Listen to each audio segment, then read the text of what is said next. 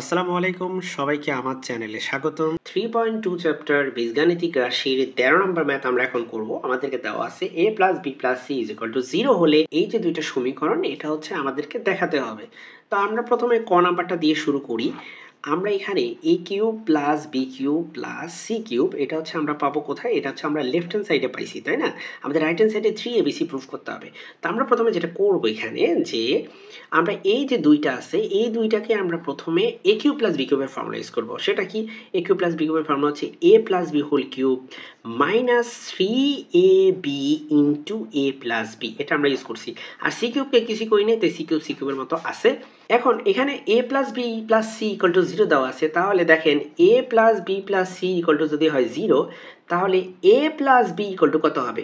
এই যে c যদি ওই পাশে যায় তাহলে হবে -c, তাই না? তাহলে a + b হয়ে যাবে -c। তাহলে এখানে আমরা বসাই a + b -c বসাই দিই এখানে। তাহলে a + b হচ্ছে -c³ -3abc, R a + b মানে হচ্ছে কত? -c। আর c³ যেভাবে আছে সেভাবে বসাই দিব। এরপরে দেখেন এই যে c³ আমরা জানি c³ এর তো c³ হবেই, আর মাইনাসের উপর পাওয়ার কত আছে? 3 একটা অড নাম্বার, তাহলে মাইনাসই হবে, তাই না? আর এখানে মাইনাসে মাইনাসে প্লাস হবে 3abc, আর এখানে তো প্লাস c³ আছে। এই c³ কাটা, তাহলে এখানে হয় কত? এখানে হয় 3abc। এটাই হচ্ছে আমাদের রাইট হ্যান্ড সাইড। তার মানে প্রথমটা হচ্ছে প্রথম যেই সমীকরণটা ছিল এটা কিন্তু আমরা প্রমাণ করতে পারলাম। এখন হচ্ছে আমরা দ্বিতীয় সমীকরণটা প্রুফ করব। তো খ নাম্বার প্রশ্ন আমরা লেফট হ্যান্ড সাইড তুলে নিছি। আমাদের কিন্তু মনে রাখতে হবে যে আমাদের a + b + c ছিল 0। তাহলে এই এক্সপ্রেশনটা আমরা হচ্ছে ইউজ করব। দেখেন এখানে b + c আছে, তাহলে বলেন তো কি b + c কি লেখা যায়? b + c লেখা যায় এই এটাকেও যদি ওই পাশে নিয়ে যান তাহলে এটা হচ্ছে মাইনাসে, তার মানে b + c মানে হচ্ছে মাইনাসে। তাহলে এখানে লিখবো আমরা -a whole square divided by 3bc। আর এই জায়গায় হচ্ছে c + a, তাহলে এটাকে লেখা যায় -b, তাহলে এটা হবে -b whole square divided by 3ca। Similarly এটাকে লেখা যায় a + b, যেহেতু তার মানে এটাকে লেখা যায় -c, তাহলে এটা হচ্ছে -c² 3ab। তাহলে এখানে হয় a²/3bc, আর এখানে হয় b²/3ca, আর এই জায়গায় হয়ে যায় c²/3ab।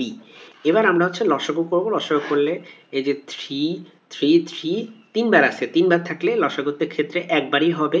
এখানে b হচ্ছে দুইবার আছে b, তার মানে লসাগু করলে সেটা হয় b। আর c ও হচ্ছে কয়বার আছে? দুইবার। তো c আর c লসাগু করলে হবে c।